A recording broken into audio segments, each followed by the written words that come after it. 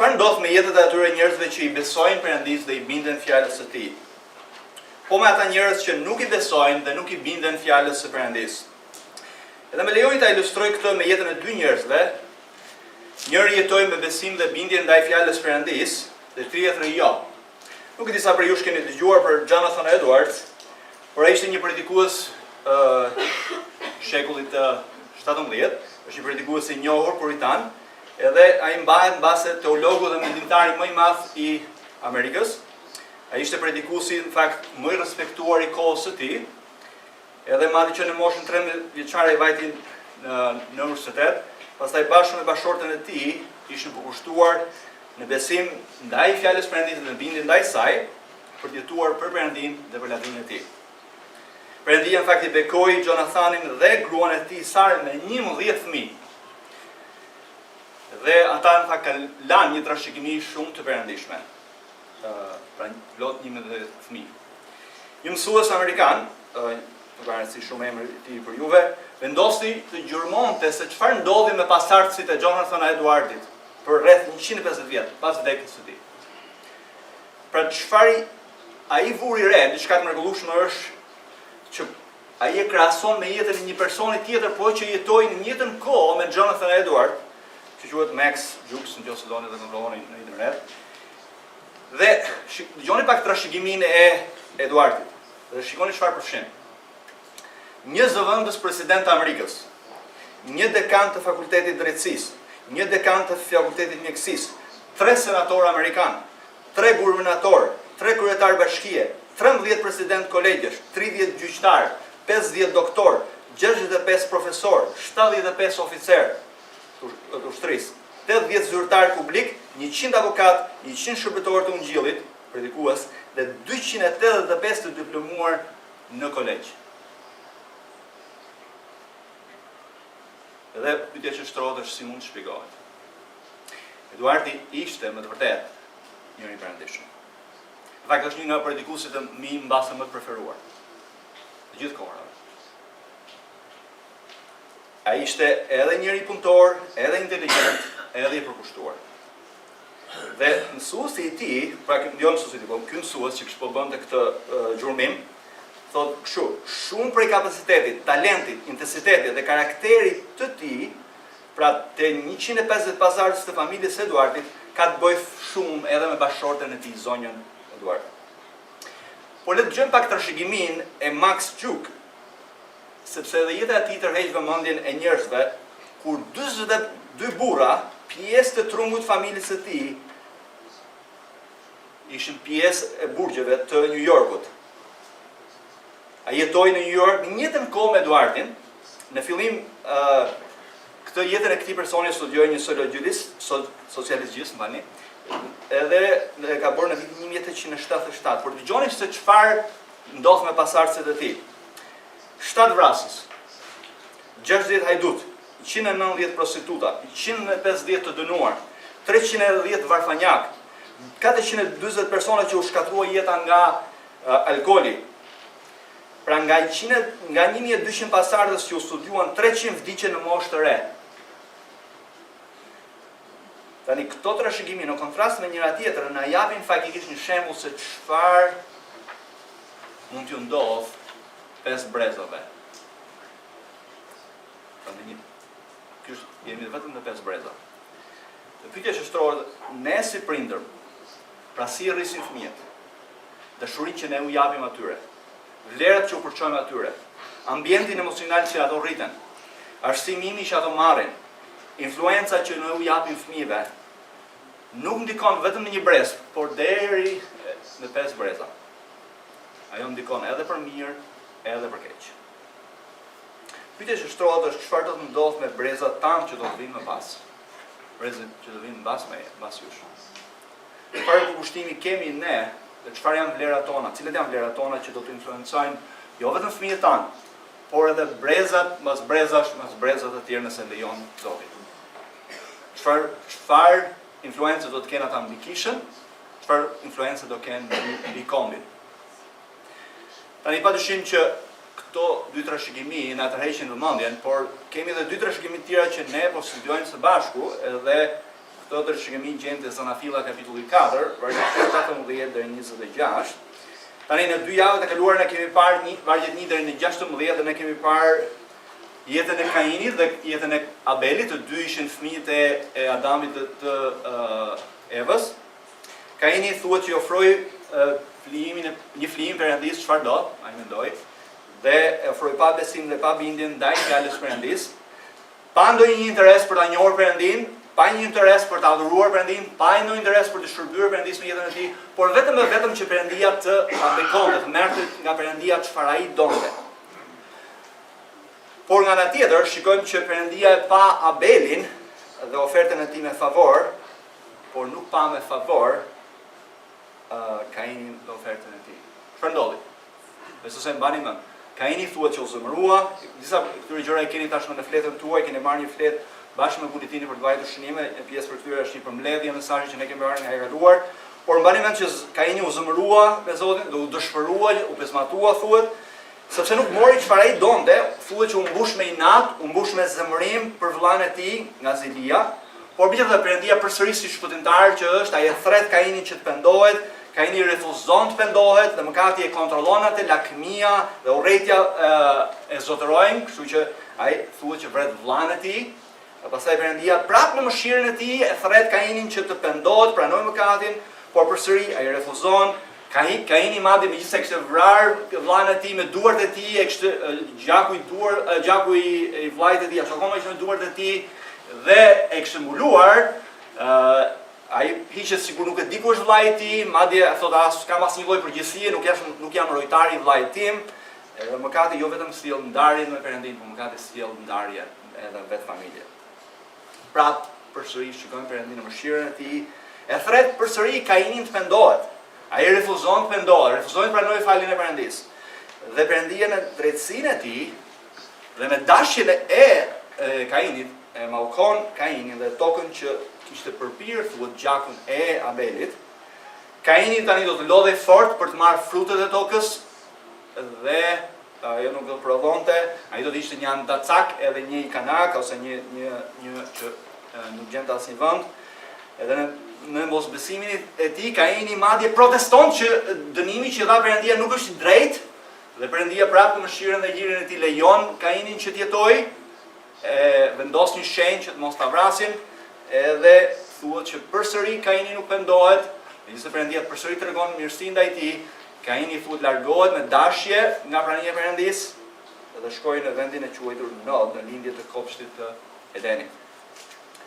Mesazhi kryesor fakt që përmbante nga hera kaluar, e keni në fletën tuaj, synimi ynë kryesor cili duhet jetë. Duhet jetë të kënaqur Perëndinë në mënyrë të tillë që të mos lejojmë mëkatin dhe na zotërojë, pikërisht mëkati i lakmisë dhe urrëties, në mënyrë që të mos kryej veprën e shkatrimit tek ne që shikojmë në jetën e Kainit dhe brezës të tij. Dhe sot në fakt do ndalemi në vargjet 17 dhe 26, kështu që le të hapim Biblën te Zanafilla kapitulli 1, Zanafilla kapitulli 4, dhe do të lexojmë vargjet 17 deri në 26. Le të lexojmë pikërisht këto vargje. Pra Zanafilla 4 vargjet 17 deri në 26, besoj që ka Bibla mjaftueshëm kudo ku jeni ulur, ju rekomandoj gjithmonë të hapni një Bibël fizike. Gjithmonë telefoni mund të bëhet shpërqendrim për juve. Mund t'ju dërgoj unë një mesazh edhe doni dini se çfarë kam shkruar. Por le të lexojmë vargjet 17 deri në 26. Dhe Kaini njohu të shoqen e cila u ngjis dhe lindi Enokun. Pastaj Kaini ndërtoi një qytet, të cilën ia vuri emrin Enok, emri i të birit. Dhe Enokut i lindi Iradi, Iradit i lindi Mehujaeli, Johaelit i lindi Methusaeli, dhe Methusaelit i lindi Lameku. Dhe Lameku mori 2 gra, emri i njërës ishte Ada dhe emri i tjetrit ishte Sila. Dhe Ada lindi Jabalin, që ishte babai i atyre që banojnë në Shadra dhe merren me rritjen e vaktisë. Por emri i vllait ishte Jubal, që është emri që ishte babai i gjithë atyre që vinin qesës dhe flautut. Silia lindi edhe ajo Tubal Kainin, krijuesi çdo lloj vegle prej bronzi dhe hekuri, dhe motra e Tubal Kainit që Naama. Pastaj Lameku u tha gravet e tij, Ada dhe Cila, dëgjoni zërin tim, gratë e Lamekut u vini rreth fjalëve të mia. Po, unë vrava një njeri për plagën time dhe një të ri për voratën time. Në rast se do t'i merret hak Kainit 7 herë, Lameku do t'i merret hak 70 herë 7. Ose 77 herë. Pastaj Adami njohur përsëri gruan e vet, që lindi një djalë dhe e quajti Seth, sepse ajo tha, Perëndia më dha një tjetër pasardhës në vend të Abelit, që u vran nga Kaini. Dhe Sethit I lindi një djalë, të cilin e quajti Enosh, atëherë filluan të kërkojnë emrin e Zotit. Kjo është fjala e Perëndisë për ne sot këtë mëngjes. Kështu që le të lutemi së bashku që Zoti na flasë përmes fjalës së Tij. Ati dashur Lord, ne të falenderojmë Ty këtë mëngjes për fjalën Tënde, e lutem të kërkojmë hirin Tënd, të na flasësh sot përmes saj, lutem o Zot që Ti do lartësohesh përmes saj, edhe ne do ndërtohemi përmes asaj çfarë do na thuash përmes fjalës Tënde. Kërkojmë të gjitha këto gjëra në emrin e Krishtit. Nuk e di në fakt, a keni vap ju, po unë kam pak vap, nuk e di nëse kanë një mënyrë që to kondicionerët ose të fiken ose nuk dhe si se do doni që të bjerë në një fiket. Mirë, keni disa shënime të tjera në fletën tuaj që ndihmojnë pak për të futur në tekstin që ne po shikojmë së bashku, por do presim pak të exitin apo do të tërë se s'po funksionon kjo.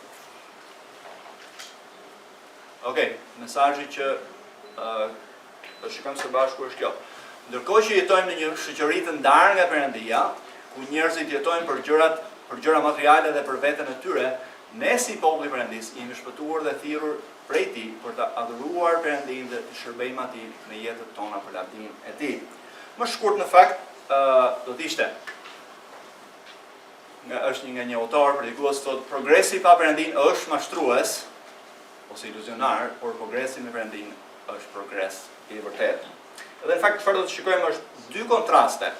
Do të shikojmë pra trashëgiminë e Kainit, e njeriu që zgjodhi të mos t'i besonte fjalës Perëndisë, të mos I bindej asaj, të jetonte për veten e tij dhe jo për Perëndinë, dhe ndjekim se çfarë ndodh me pasardhësit e tij. Dhe herë tjetër do të shikojmë në shkurt, domethënë gjithsesi edhe këtë radhë do të shikojmë shkurtimisht, por do të shikojmë në kontrast pasardhësit e Kainit me pasardhësit e Sethit, që është ai që zëvendësoi Abelin.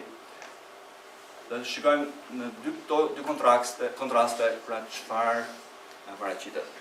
Do të shikojmë dy gjëra kryesore. Bota e ndarë nga Perëndia krenohet dhe përgjigjet I jap kuptim jetës përmes arritjeve të saj, por kjo është vetëm një mënyrë për të përballur me jetën në një botë të rënd. Pastaj do të shikojmë prioriteti I atyre që ecin me besim te Zoti është ruajtja e njohjes së Zotit. Ne ndalemi pikërisht tek kontrasti I parë. Pra le të shikojmë në vargjet 17-24 në paraqitet kontrasti I parë. Dhe shikojmë në këto vargje shikojmë botën që ndahet në dy kultura. Kultura e botës pa Perëndinë, kultura e një bote materiale, e dhënvas botës materiale, rebeluese dhe lig dhe në krahasim me kulturën e shenjtë, frymërore, adhuruese të drejtë të njerëzve që ecin me anë të besimit. Tani këto dy kultura bashkë ekzistojnë faktikisht deri në mbarim të botës. Kështu do të jetë deri në mbarim të botës. Edhe në këto dy histori, në cilën shikojmë pra Kainin dhe pasardhësit e tij dhe Sethin dhe pasardhësit e tij pikërisht na tregohet se çfarë ndodh në plan të gjerë në gjithë botën. Por le ndalemi si fillim fare, qyteti kthehet në monument të jetës dhe shikojmë çfarë shikojmë pikërisht në vargun 17. Mbani mend Kaini sapo kishte vrarë vllain e tij, ai përsëri refuzon të pendohet dhe në vend që të pendohej, thuhet te vargu 16, kemi parë tash nga herë kaluar, Kaini u largua nga prania e Zotit dhe banoi në vendin e quajtur Nod, në lindjet e Edenit. Largimi nga prania e Perëndisë do të thotë që Kaini ja ka kthyer shpinën Perëndisë, nuk ka asnjë lloj interesi për Perëndinë, me dëshirën e tij dhe ai u bë një arratisur enda cak, që është I fokusuar te vetja e tij, një njeri pa respekt për Perëndinë edhe pa asnjë lloj dëshire për të njohur dhe për të ecur me Perëndinë. Tani aty thuhet ai dhe gruaja e tij lindën fëmijë, thuhet që lindën nipa, mbesa, pasardhësit e tij bën një shpikje, madje edhe jeta vazhdoi, apo jo? Por ngjason shumë si mendoni në botën e sotme. Ne shikojmë progres, por progres vetëm nga ana e jashtme, por problemi është që shoqëria mbetet në të njëjtin pikë ku ka qenë gjithmonë për sa ka qenë shpirtërore. Dhe shikoni vargu 17. Thuhet që Kaini njohu gruan e tij. Interesante që nuk përmendet as emri i saj, por Kaini tashmë ishte martuar, nuk kuptohet, dhe e shikojmë që kemi përsëri këtë fjalën këtu njohu, që do thotë që e njohu fizikisht dhe si vrim gruaja e tij mbeti shtatzën dhe lindi thuhet Enokun. Pyetja e njohur që bëhet shpesh është ku e gjeti gruan Kaini? Nuk e di, keni pyetur ndonjëherë vetëm, keni lexuar Zanafillën 4 është ku e gjeti gruan Kaini. Tani, nga çfarë kuptojmë nga Zanafilla 4 dhe 5, Kaini duhet jetë martuar me një nga motrat e tij.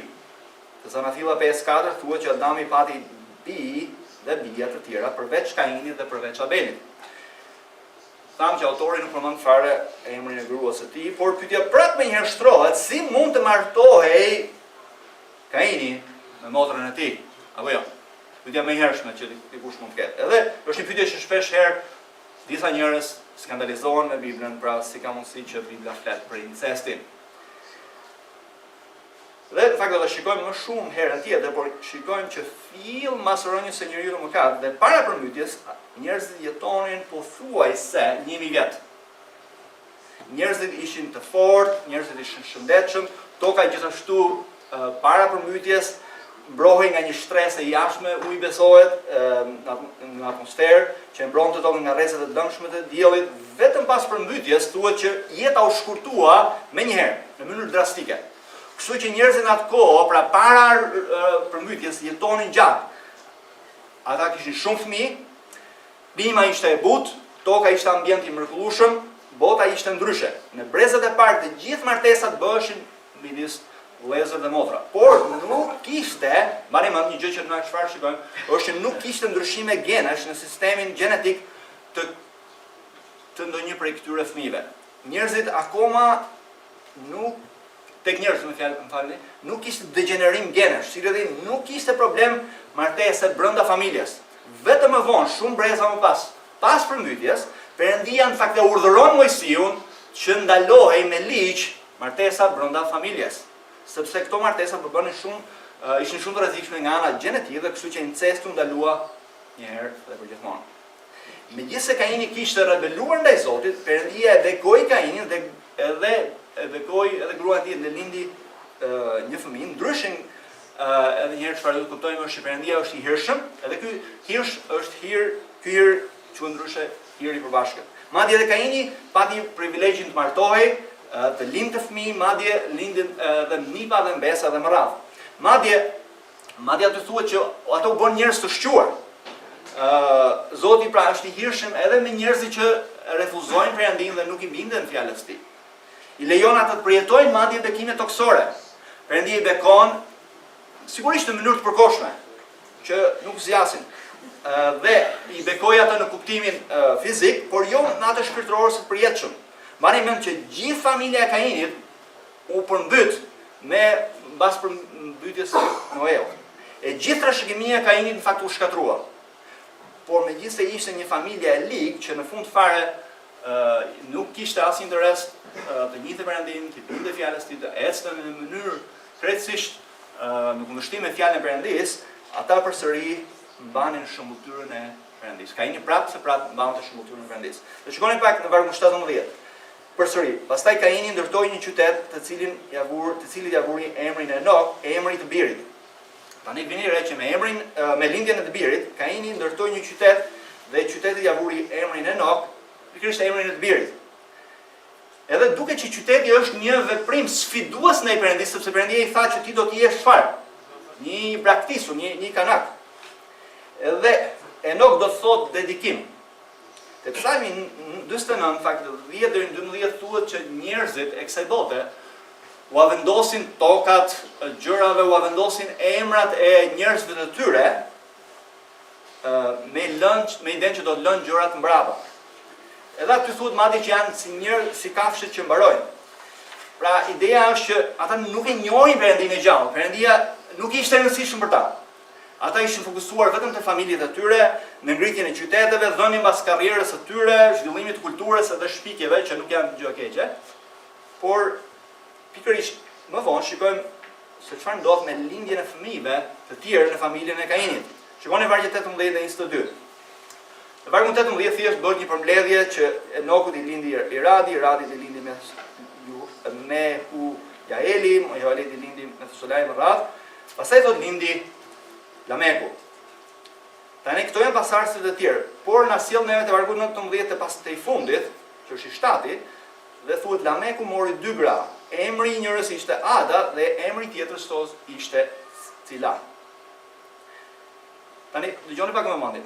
Në këtë varg mësojmë se pasardhësi i 7 i Kainit është Lameku dhe Lameku shkon akoma keq, merr 2 gra në kundërshtim me vullnetin e Perëndisë që tash ishte zbuluar te Zanafilla 2:15 dhe ai merr 2 gra në kundërshtim pra me çfarë kishte udhëzuar Perëndia dhe megjithatë Lameku nuk donte t'ia dinte fare as pyeste për çfarë kishte urdhëruar Perëndia. Pastaj shikojmë në vargjet 20 deri në 22. Mësojmë më shumë për fëmijët e Lamekut tani. Dhe Ada lindi Jabalin që ishte babai i tyre që banojnë në çadra dhe merreshin me rritjen e baktisë. Çfarë ndodhi pastaj thot për emrin të vllajit ishte Jubal, që ishte babai i të gjithë atyre që binin qestës dhe flautit, cila ishte ajo Tubal Kainit, krijuesi çdo lloj veglash prej bronzit dhe hekurit dhe motra e Tubal Kainit që në Ama. Tani vjen re që me lindjen e fëmijëve të Lamekut shkojmë një sër zhvillimesh kulturore dhe teknologjike, shpikje dhe vërtet të mëdha. Ne shikojmë që Jabali thuhet u bë babai atyre që banojnë në çadra dhe merreshin në rritjen e baktive. Pastaj thot gruaja e dytë lindi Tubal Kainit, thot që u bëi krijuesi lloj veglash prej bronzit dhe hekurit. Ja ku shikojmë epokën e hekurit dhe të bronzit me qira fjala. Një gjë do t'i tërheq vëmendje.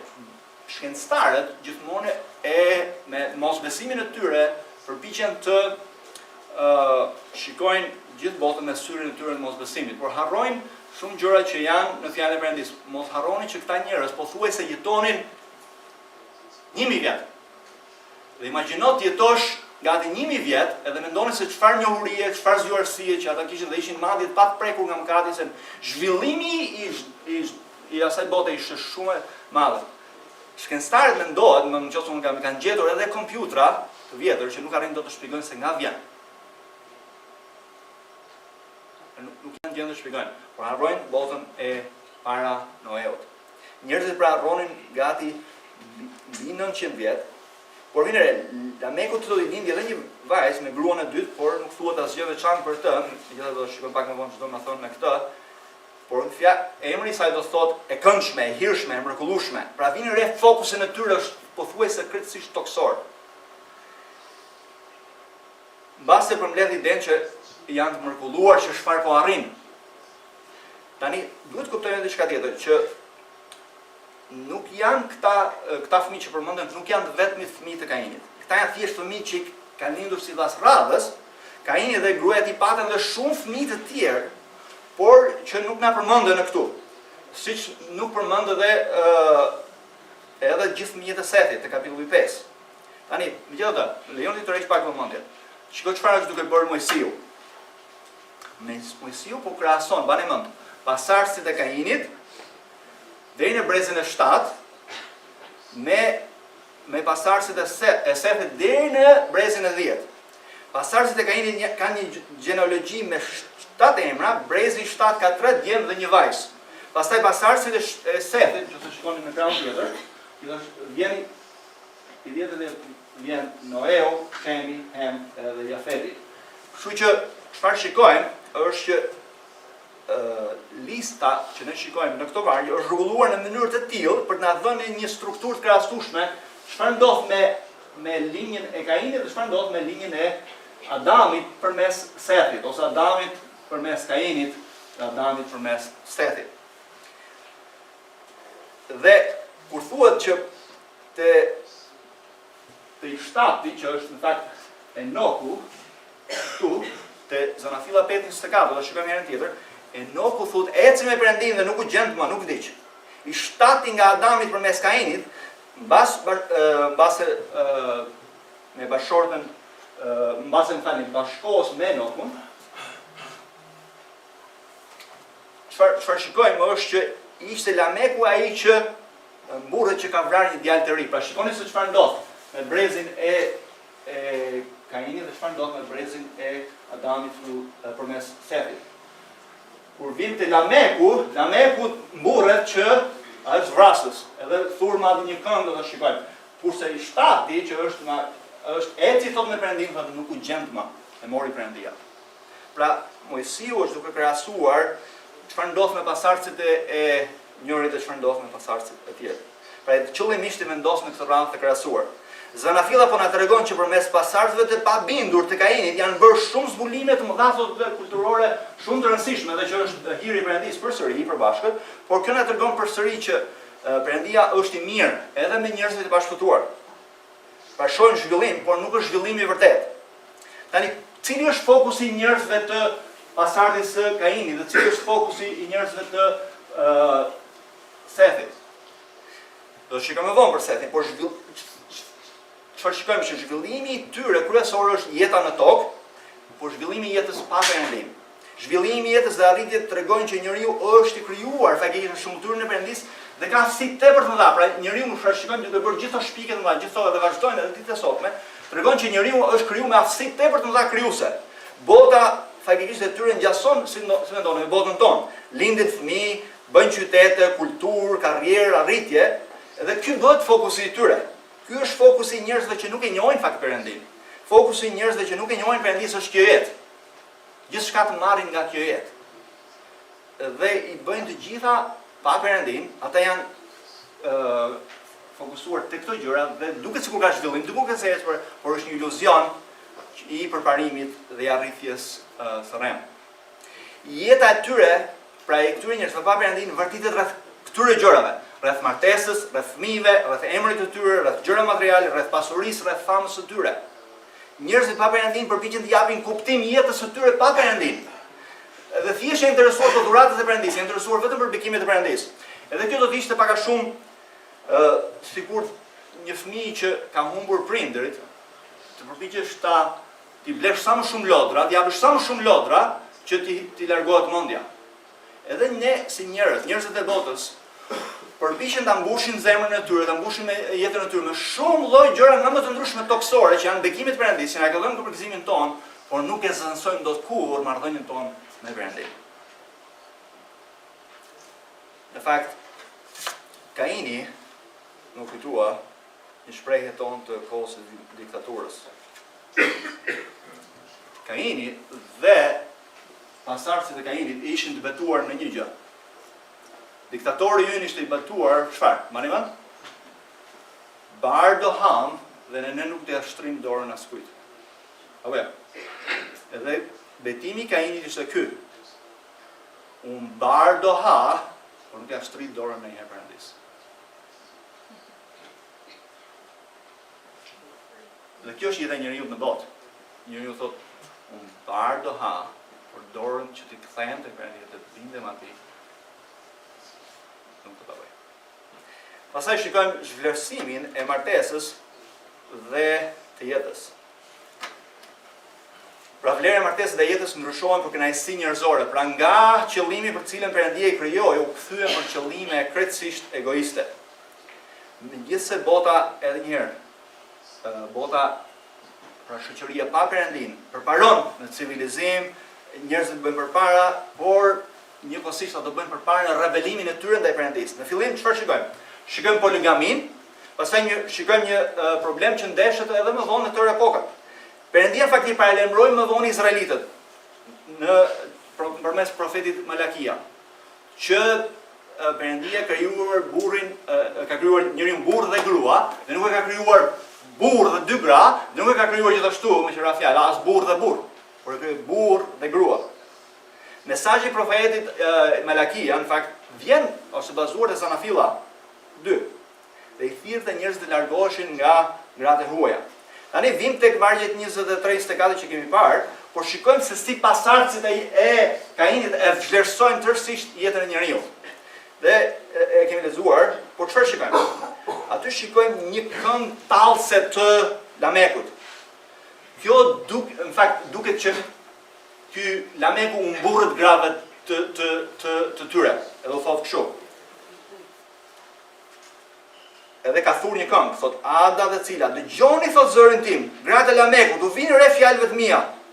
Po unë thot vrave një njeri sepse më plagosi dhe një njeri sepse më shkaktoi një rënim, pra e ka lënduar. Në rast se do t'i merret hak Kainit 7 herë, lameku do t'i merret hak 70 herë 7. Pra, ajo vetëm që ka vrarë një njeri për supozohet, por madje edhe mburret grave që ka bërë një tillë. Ai vrau një njeri vetëm sepse e kishte ofenduar, thot. Një jetë pa Perëndinë në thelb, çfarë është në jetën e një njeriu që nuk ka Perëndinë në qendër? Është ofendimi i Perëndisë. Pse na ka krijuar neve Perëndia me qira fjala? Perëndia na ka krijuar neve për lavdinë e tij, për kënaqësinë e tij, për adhurimin e tij. Lameku jo vetëm që ngrihet kundër vullnetit të Perëndisë, martohet me 2 gra, por lameku nuk i bëhet vonë fare për shëmbulltyrën e Perëndisë. Dhe kush është çdo njeri është krijuar në shëmbulltyrën e Perëndisë. Dhe të vrasësh një njeri është të ngrihesh kundra vetë Perëndisë, që njeriu është krijuar në shëmbulltyrën e Perëndisë. Është si me të ngrihesh kundër Perëndisë është dikush të vitet prish ty shtëpinë. Më rënd. Pra lameku vini re që tallet me jetën. Ai thot e bën jetën si gjë pa vlerë fare. Dhe thur një këngë për dhunën. Dhunën e tij për të mburrur gravet e tij. Shikoj çka kam bërë unë thot. Ja më kaluar thot edhe Kainit. Vrau një djalosh sepse thjesht e ofendoi. Edhe u deshën vetëm 7 breza që të arrinim në këtë pikë, që bota të arrinë në këtë pikë, edhe kur arrim pak më vonë te Zanafilla 6, Perëndia thotë leksia ishte aq e keqe në tokë, sa synimet e çdo njeriu të ri, të moshuar të gjithëve ishte e keqja në çdo kohë në tokë. Perëndia vendosi ta shkatërrojë botën me ujë dhe shfutuan vetëm 8 veta. Kështu që vrasja që kishte ndodhur jashtë kopshtit e Edenit, në rastin e Kainit, vazhdon tani me Lamekun, dhe Lameku nuk pyet fare për vrasjen, por madje kërkon butësi më të madhe duke u tallur. Vrasja pra u bë normale në kohën e Kainit, vetëm në 7 breza. Lameku po thotë që nëse Perëndia tha për Kainin që kushdo që e vret Kainin do të dënohet 7 herë, thotë për mua 70 herë 7. Dhe refuzimi i Kainit për të jetuar për Perëndinë dhe për të bërë çdo gjë për veten e tij, për familjen e tij, duke injoruar Perëndinë deri në atë pikë sa e bën faktikisht Kainin të duket shenjtor. Kaini në krahasim me Lamekun duket shenjtor. Pra nëse ju kujtohet, Jezusi i referohet te Mateus 18:2 thuhet që sa herë duhet falim, thot 70 herë 7. Mbase Jezusi po referohet pikërisht te Mesazhi. Bota pra zhvillohet pa Perëndinë, fëmijët bën vrasës të pacip si puna e Lamekut. Kaini ndërtoi një qytet, thuhet, ja vendos emrin e qytetit sipas lirit të tij. Edhe ai fillon të këndojë për varfrin, për dhunën, në qytetet shtohet zhvillohet kultura, muzika, literatura, filmi, që po flas për kohën e sotme, por të gjitha këto përdoren për çfarë? Për të përhapur apastërtinë. Edhe karriera mund të përdoret për neve për të arritur në majat më të larta, por si? Duke shkelur në këmbë të tjerët. Dhe shpiket janë të mira, por shpiket mund të shkatërrojnë njerëzimin njëkohësisht. Njeriu ka shpikur bombën bërthamore për çfarë? Për shkatruar njëri tjetrin. Problemi nuk janë shpikjet, as teknologjia, sepse janë të mira. Problemi është që kurdo që ato bëhen që nuk kanë në mend Perëndinë, por për gjërat që janë kundra Perëndisë. Pra progresi pa Perëndinë është vetëm çfarë? Mashtrim. Dhe nga ana tjetër çfarë shikojmë? Shikojmë dështimet shpirtërore dhe materiale që ekspozojnë, faktikisht morale, që ekspozojnë se çfarë po ndodh, ekspozojnë faktikisht çfarë po ndodh në jetën e vërtetë të njerëzve, edhe në ditët e sotme. Duket sikur ne po ecim përpara, duket si njeriu po shkon përpara, por në fakt nuk po shkon përpara, por njeriu gjithmonë më shumë dështon nga ana shpirtërore dhe nga ana morale. Mëkati çon në më shumë mëkat. Mëkati bëhet akoma më i sofistikuar. Një studiues vënë dukje. Familja Kainit është një makrokosmos, një botë e vogël. Modeli i saj i aftësive teknike dhe dështimeve morale është modeli i njerëzimit. Pra me fjalë tjera, çfarë ne shikojmë me Kainin dhe të gjithë brezat e tij është pikërisht një pasqyrë e botës tonë në cilën ne jetojmë. Dështime frymërore dhe dështime morale në cilën pasqyrohen në jetën tonë të përditshme. Edhe çfarë ne shikojmë e shikojmë pikërisht dështimin shpirtëror apo frymëror dhe moral në katër ndërtime. Dhe më jam përmend shkurt. Perëndia kundërshtohet hapur.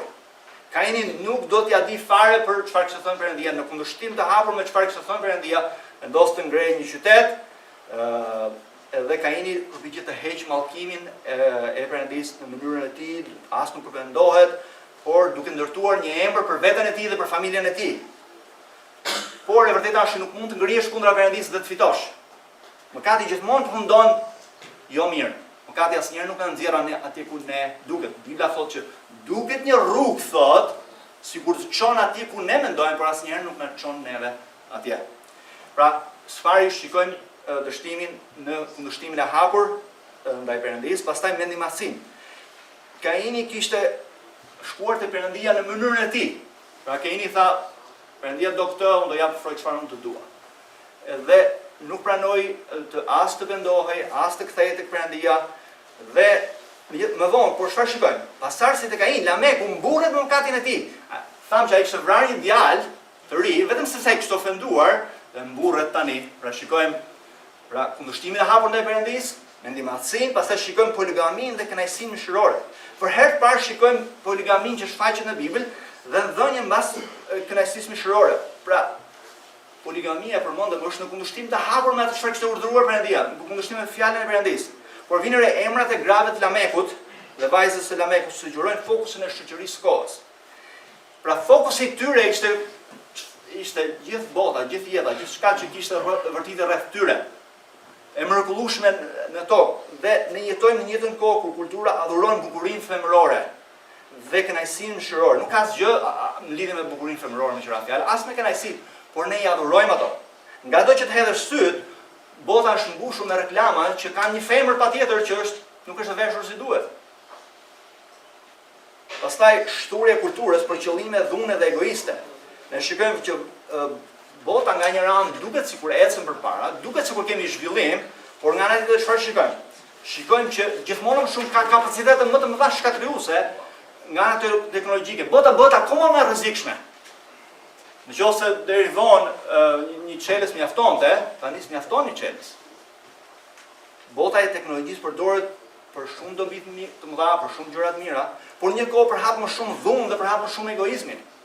Kjo është bota e pasardhësve të Kainit, kjo është bota në cilën ne jetojmë. Bota bën përpara pa Perëndinë, por një të kohë bën shumë pa mbrapa për sa i përket jetës shpirtërore dhe jetës së vërtetë. Zhvillimi është shumë i mirë, pra nuk po flasim kundër zhvillimit, mos më keq kuptojnë ndonjë. Por zhvillimi krijon iluzion të rrem. Dhe kjo na çon te kontrasti i dytë për sot. Edhe këtu shikojmë portretin e atyre që ecin me besim te Zoti. Edhe shikojmë që ata janë fokusuar te Perëndia. Te vargu 25 shikojmë pasardhësin tjetër që Perëndia i dha Adamit dhe Evës dhe thuhet që ai ishte Sethi dhe vjen re që Perëndia është i mirë dhe besnik. Ai vazhdon të përmbush planin e tij pavarësisht mëkatit të njerëzimit, pavarësisht refuzimit të njerëzimit ndaj tij, dhe Perëndia asnjëherë nuk e lë botën në errësinë shpirtërore. Por çfarë? Perëndia gjithmonë shpëton njerëz, thret njerëz dhe i thret ata si dëshmitar besnik të tij për dëshmuar kush është Perëndia.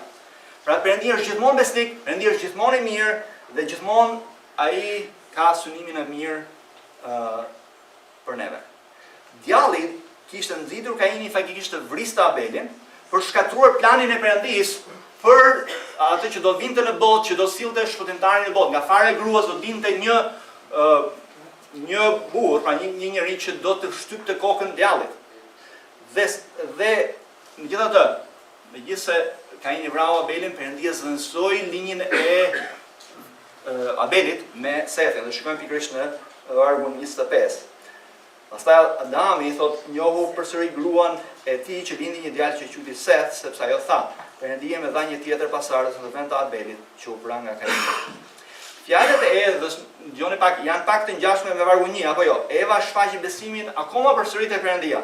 Në vargun 1 thuhet që Eva tha që Perëndia më dha një burr tjetër si Adami, dhe po shpresonte që vërtet do të kishte ky burri që do t'i shtypte kokën Satanit, por ishte gabim dhe shpresa e saj e re u rilind faktikisht me lindjen e Setit dhe ajo falendron, atë janë falendrues faktikisht Perëndisë që Perëndia u dha një bir tjetër që do të zënësonte linjën e Abelit dhe që do të sillte shpëtimin dhe shpëtimtarin në botë. Tani shikojmë që ata që ecën me besim te Zoti janë jo vetëm mirënjohës për çfarë Zoti siguron, por së fundi shikojmë që ata ecën me besim te Zoti dhe shpallin kush është Zoti. Shikojmë në vargun 26, edhe Sethi to lindi një djalë të cilin e quajti Enosh. Atëherë thot, atko filluan të kërkojnë emrin e Zotit. Pra vini re, Sethi i lindi Enoshi dhe kemi një fillim të ri. Pra vini re besimin e nënës, pra e Evës. Atëherë thot filluan të kërkojnë emrin e Zotit. Shpresa e vërtet edhe një herë, çfarë na tregon? Shpresa e vërtet kur është, nuk është tek çfarë ne synojmë të arrijmë. Shpresa e vërtet është tek Zoti dhe te plani i tij. Shpresa e vërtet është të njohim Perëndinë dhe të ndjekim fjalën e tij. Dhe folja këtu kërkojnë mund të përdoret për vendosjen e emrave që është referuar 4:17-25, pra si folje kur përdoret edhe për lexim, përdoret edhe për shpallje, për thirrur, edhe për të lutur. Në përdorimet e tjera, kjo folje në fakt përdoret më shumë për shpallje sesa për të lutur. E kemi te Zanafilla 12:8, Eksodi 34:6, Levitiku 1:1, por vini re, këtu thotë që atëherë filluan të kërkojnë emrin e Zotit. Dhe cili është kuptimi? Pra ideja është që në këto moment ato duke njohur, duke thirrur emrin, filluan të shpallin kush është Zoti dhe ky është prioriteti i tyre, ky është fokusi i tyre. Ishin të shpallnin kush është Perëndia, të shpallnin natyrën e Perëndisë. Nëse fokusi i linjës së Kainit kush ishte? Ishte vetja e tyre, arritjet e tyre, qëllimet e tyre, planet e tyre, familjet e tyre, gjithçka rreth atyre. Por pasardhësit e Sethit i thirrën thot Perëndisë dhe qëllimi i tyre, fokusi i tyre ishte Perëndia, adhurimi i Perëndisë, të shpallnin kush ishte Perëndia. Ata thuhet thirrën emrin e Zotit. Shpallën kush ishte Perëndia. Pra shpallën cila është vlera e vërtetë e jetës. Perëndia thot, pra po na tregon në këtë vargje që ai është qëllimi i vërtetë i jetës. Jo arritjet njerëzore, njohja, adhurimi dhe shërbimi ndaj Perëndisë me anë të besimit dhe bindjes ndaj fjalës së tij është qëllimi kryesor i ekzistencës tonë njerëzore për cilën ne u krijuam dhe për cilën do të na japë neve kënaqësinë, gëzimin e vërtetë. Një autor shkruan kështu: kjo është një shpallje paraprake Lameku të dytë në lindjen e birit të tij Noeut, te Zanafilla 5:29, ku fjala Zoti rishfaqet. Pra rishfaqet përsëri fjala Zot, dhe fjala Zot në këtë rast është me qira fjala, është emri personal i Perëndisë, Jahua. Dhe flet për njohjet personale të pasardhësve të Sethit, të Perëndisë, dhe ata jetuan për të shpallur kush ishte Perëndia. Tani kjo histori përshkruan për neve shumë mirë shoqërinë në cilën ne jetojmë. Shoqëria në cilën ne jetojmë është shoqëri mbas materializmit, mbas pasurimit, mbas vetes, mbas kënaqësisë së vetes, duke ndërtuar qytete, duke ndërtuar zhvilluar shoqërinë, por duke e bërë në kundërshtim me fjalën e tij dhe ligjet e tij, me çfarë fjala.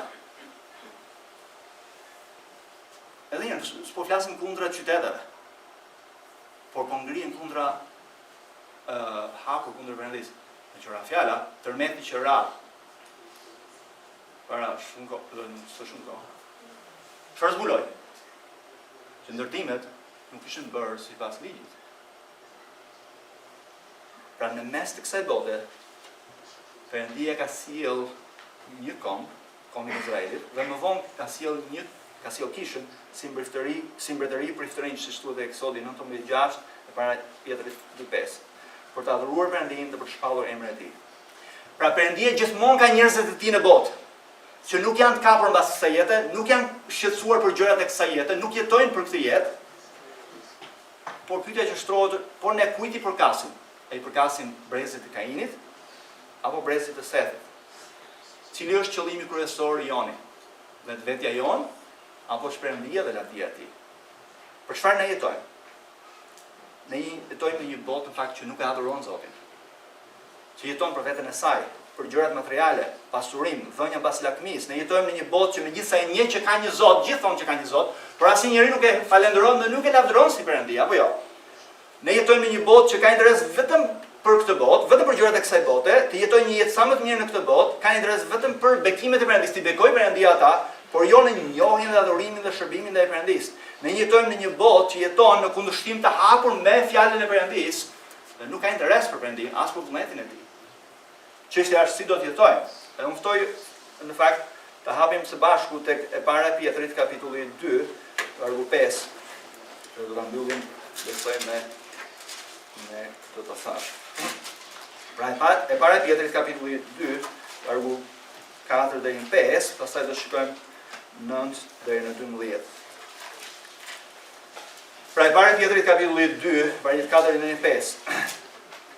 Thuhet, duke i afruar atij si të guri i gjallë, i flakur te nga njerëzit, por i zgjedhur dhe i çmuar përpara Perëndisë, dhe ju si gur të gjallë, kërkoni për të qenë një shtëpi frymërore, një përftëri e shenjtë, për të ofruar flijime frymërore që pëlqejnë Perëndisë me anë të Jezu Krishtit. Pastaj shikoni vargjet 12. Ju thot jeni një fis i zgjedhur, priftëri mbretëror, një komb i shenjtë, një popull i ftuar, pra po na drejtohet ne si kisha e tij, që të shpallni çfarë? Të shpallni mrekullitë atij që ju thirrri nga terri në dritën e tij të mrekullueshme. Ju thot që dikur nuk ishit një popull, kurse tani një popull i Perëndisë. Ju thot dikur të pa mëshiruar, por tani të mëshiruar. Shumë të dashur, unë ju këshilloj si të huaj dhe shtektarë, të hiqni dorë nga lakmit e mishit që luftojnë kundër shpirtit. Silluni mirë ndaj hebrejve që aty ku ju padisin si keqbërës të përlevdojnë Perëndinë, ditën e ardhjes së tij për shkak të veprave tuaja të mira. Ta vini re. Ne jemi thirrur, ne jemi shpëtuar çfarë? Të deklarojmë sa e mrekullueshëm që është Perëndia, që jeta e vërtetë është të njohësh Perëndinë, të adhurosh atij, të shërbesh atij. Ne jemi drejtuesi, jemi tabela që orientojmë njerëzit në drejtimin e dur. Kjo botë, kjo shoqëri mendon vetëm për veten e vet dhe për gjërat e kësaj bote. Por ne jemi tabelat orientuese të Perëndisë për tek e vërteta. Dhe thotë, ju këshilloj thotë të jetojmë si të huaj dhe shtektarë, të hiqni dorë thotë nga lakmit e mishit që luftojnë kundër shpirtit. Pra vini re, fjala e Perëndisë na kujton edhe kush jemi, edhe pse jemi në këtë botë. Një pasazh tjetër që ju mund të kaloni kohë për të medituar është Romakëve 12:1 deri në 2. Që thuhet, për shkak të mëshirës së madhe të Perëndisë që ai ka treguar ne sot çfarë? Ti paraqitni trupat tuaj si fli të gjallë, dhe mos u konfirmoni thot me këtë botë, por transformoni me anë të ri për të rritur sëmundjes tuaj. Pastaj ju ftoj përsëri te Efesianëve 4:17-32. Edhe kapitulli i tjerë të Efesianëve që thotë, ju thot që jeni thirrur thot që jeni shpëtuar nga Zoti, ju thras thot që mos jetoni më në kocsinë e mendjes tuaj, mos jetoni më si paganët thot që jetojnë në jetë të ndarë nga Perëndia, të shturur në pandjeshmëri për askënd të botë, por vetëm për veten e tyre, por të jetojnë për Krishtin dhe për lavdinë e tij. Ju e keni hequr njërin në vjetër, keni veshur Krishtin. Pra ne si krishterë jemi thirrur të jetojmë në këtë botë, por nuk jemi të kësaj bote dhe nuk duhet modelohemi nga kjo botë, nuk duhet të jetojmë si kjo botë, por të jetojmë ndryshe, me vlera të reja, me qëllime të reja dhe të jetojmë për të lavdëruar Perëndinë. Në fjalët e një teologu të njohur, Don Carson, që keni brenda të buletinit, të shëmbëllojmë veten tonë është shenja më e madhe e rebelimit ndaj Perëndisë. Çfarë më thon kjo? Ti jetosh për veten tënde, pra për të bërë të njohur vetëm, për të arritur për veten tënde, për qëllimet e tua, për planet e tua, të mos të jetosh sikur s'ka as Perëndia, nuk bën asnjë lloj përshtypje që ka Perëndi. Thotë është shenja më e madhe e rebelimit ndaj Perëndisë. Pse? Sepse ne jemi bërë në shëmbulltyrën e tij, ne jemi bërë të shëmbullojmë atë dhe jo të shëmbullojmë veten tonë. Ai na bëri për lavdinë e tij. Për ne të shëmbullojmë veten tonë si autonom, të jetojmë si autonom, pra si zot të vetes tonë, që jetojmë si ta duket neve më e mirë, është shumë larg nga maturia jonë. Shenja më e madhe e dalluese e rebelimit tonë, flamuri thotë i shtypjes së vërtetës, është pikërisht jetosh për veten tënde. Pra pyetja që shtrohet është edhe një herë mëngjes vëllezër motra për cilin prej nesh, për çfarë po jetojmë?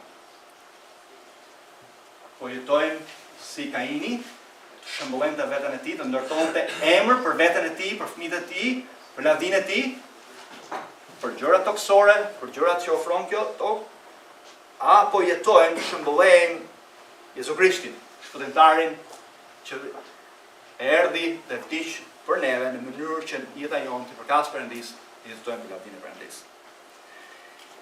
Dhe me lejon të drejtohen personalisht. Nëse ju jetoni për këtë botë dhe gjërat e kësaj bote, nëse jetoni për veten tuaj, për të shëmbulluar veten tuaj, për të bërë të njohur veten tuaj, jo për të shëmbulluar Zotin, ju po jetoni në rebelim ndaj Perëndisë, ndaj krijuesit tuaj dhe ndaj Perëndisë tuaj. A ju thret këtë mëngjes të pendoheni, të ktheheni te Perëndia me anë të birit të tij dashur për të jetuar jo për qëllimin tuaj, jo për agjendën tuaj, jo për planet tuaja, jo për qëllimet tuaja, po të jetoni për atë që ju deshi ju dhe dha veten e tij për ju. Edhe lutem që Zoti do t'ju jap sot hir të pendoni dhe të besoheni te Jezu Krishti, për të jetuar për Jezu Krishtin. Ai është plotësisht i denjë të jetoni vetëm për atë. Ai na ka blerë neve me gjakun e tij. E lutem së bashku. Dashur ne që falenderojmë këtë mëngjes për fjalën tënde, falenderoj Zot që është një pasqyrë e mirë ku ne mund të shikojmë të njohim ty, të shohim botën, të shohim veten, të shikojmë Zot se si ti vepron historitë, të shikojmë çfarë ndodh. Edhe Zot na jep neve hir këtë mëngjes që të pendohemi nga çdo lloj mënyre për cilën ne jetojmë për veten tonë, për mbretërinë tonë. Dhe lutem Zot që së pari dhe para së gjithës ne do të kërkojmë për ty Perëndi dhe drejtësinë tënde, të kërkojmë të pëlqejmë ty në gjithçka. Edhe na jep ne hir Zot që prioriteti i vetëm i jetës tonë është jetojmë për atë që na deshi, edhe jetën e tij për ne. Në emrin e Cilit ne lutem këtë mëngjes.